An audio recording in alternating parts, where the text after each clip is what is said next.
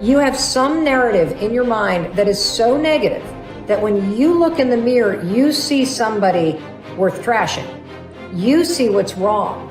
You pick apart your appearance. And I want to reverse that, because here's the deal about self-confidence. Self-confidence begins with you. You realize the word self is in there, right? I can't give you confidence. I can give you a little boost. I can give you tools. I can encourage you.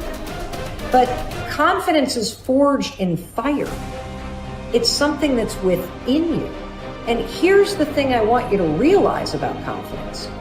You are a confident person. That's why you miss feeling that way. You can only miss what you know. You've just been blocked from the feeling of it. And wherever you are right now in your life, I'm telling you, confidence is in there. You just got to figure out how to tap into it. If you're holding on to something that does not serve you, you are making a terrible error.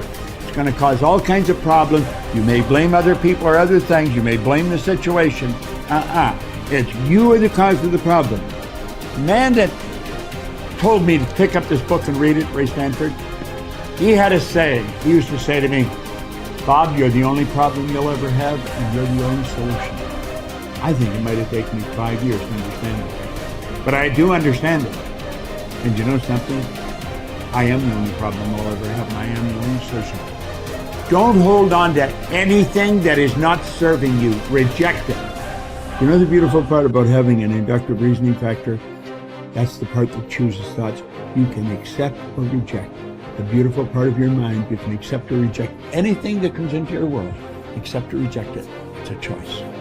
Don't hold on to anything that is not serving you. If we play the victim role, then we are using our personal power to be helpless.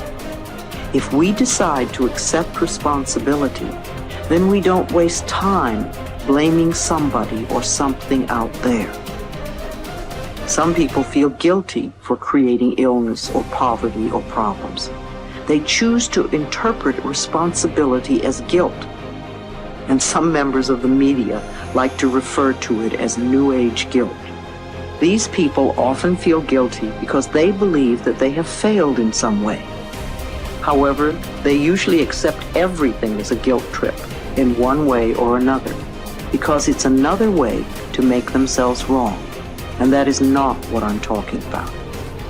If we can use our problems and illnesses as opportunities to think about how we can change our lives, we have power. Here's something I want you to keep in mind. Life is a fight for territory.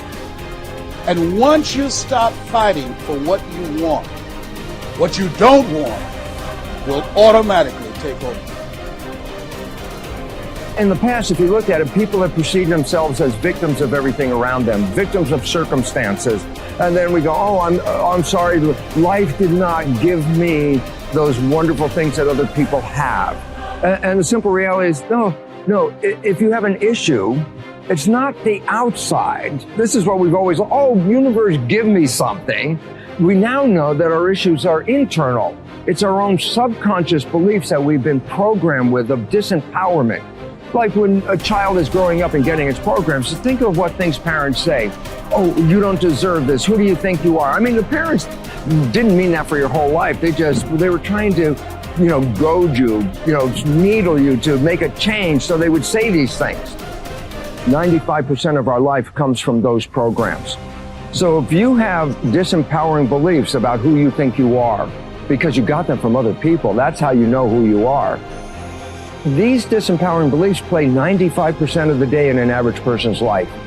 So I say, my wishes and desires, I want success, I want great relationships, I want all these wonderful things, I want health. I go, that's conscious mind, because conscious mind's creative. But as science reveals, only 5% of the day are we operating from our own personal wishes and desires. 95% of the day we operate from the programs that we got in the first 7 years. And if those programs, which psychologists have told us 70% are negative and disempowering and self-sabotaging, I say, good, apply these 95% of the day in your life, and you realize why your life is a struggle. It's not a struggle because the universe is not providing. It's a struggle because your own consciousness is not accepting. And this is where we have to change. And so getting control of your mind, taking charge of your consciousness is a way of overcoming those limitations. There are many different ways to take this control back in your life. And one of them is the ability to, like in yoga, for example, to be the master of your mind and not let it run the monkey mind. Let it run. No, I want this. Don't let this other one go. And so overcoming the old self allows us to become somebody else. And there is that period of transition. Yeah. I call it the void, where there's just not a lot happening. And you just got to be able to keep going and continuously get to the end of your belief, where most people stop. I just had a fabulous conversation with someone this weekend. Broke through to the other side, and now there's so much magic happening around this person, but she's worthy now to receive it. And that is the key, because the universe only gives us what we think we're worthy of receiving. So we got to become initiated into this and understand it. Thousands of years of programming that says that we have to change things matter to matter, in three-dimensional reality, and it will take time. But to begin to connect to that resource called the quantum field and create from the field instead of from matter, there's a lot of unlearning that has to go on. You have to really begin to mentally rehearse. Like, so you ask yourself at the end of your day, I do this every day. How'd I do? How'd I do today, bro? How'd you do? Did you do good? Where'd you fall from grace? What was it that caused you to go unconscious for the rest of the day? Like, what was that moment? Now, if you're a student of life, you'll begin to contemplate, well, it was that person that said that thing, then I reacted, or I got this email, or things didn't go my way, and I started feeling angry or frustrated or fearful. The next time that happens, how could I evolve my experience? Now, you may have to search for some answers of the best model to build, or you may actually have a long contemplation and start to go, God, the next time that happens, I think I'm going to do this, or I'm going to do that, or I'm going to plan my behaviors. And the act of closing your eyes and rehearsing what you're going to do begins to install the neurological hardware in your brain to look like you already did it. Now the brain is no longer a record of the past. Now it's a map to the future. And if you keep installing that hardware, the hardware will become a software program, which means you'll just start acting like a happy person. Why? There's no magic there.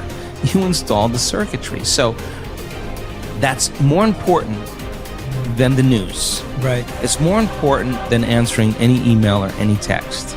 It's more important than talking about your past. If you want to enjoy self-confidence on the outside, you must practice complete integrity on the inside. The foundation of self-confidence is for you to live your life consistent with your innermost values and principles, while thinking and acting in harmony with your highest aspirations. Men and women with the most solid self-confidence are those who are absolutely clear about what it is they believe to be right and good and worthwhile, and who live their lives consistent with these values. Everything they do or say is an expression of their innermost convictions. Your whole world can fall down around you, but as long as you know that you are doing the right thing, you will have a deep inner sense of calm that will manifest itself in an attitude of confidence and self. In an attitude of confidence and self-assurance in any situation. You will have many ups and downs in life. But what is most important is that you remain true to yourself. Your true values are only expressed in your actions, in what you do. You can tell what you truly believe by observing what you do in any situation in which you have to make a choice, especially when you are under stress and pulled in two directions at once, with opposing demands or responsibilities. This is when your true values are revealed. The action that you take in any given situation will tell you which of your values is uppermost or whether you have any values at all. It is not what you say, hope, wish, or intend, but only what you do that counts.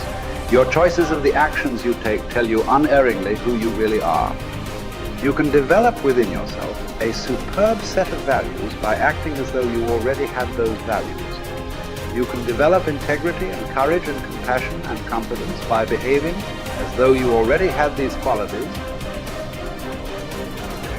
The more you act the part, especially when you demonstrate these qualities under stress or when you feel like doing or saying something else, the more rapidly these qualities become a permanent part of your mental makeup. The more you practice good values, the more rapidly you become a truly superior person. The keys to developing the unshakable self-confidence that will make everything else possible for you are self-control, self-mastery, and self-discipline. Self-confidence can come directly by behaving in a self-confident manner, but more often it comes indirectly by doing and saying the things and practicing the behaviors that lead to self-confidence. The most important self-development behavior is living consistently with your highest values at every opportunity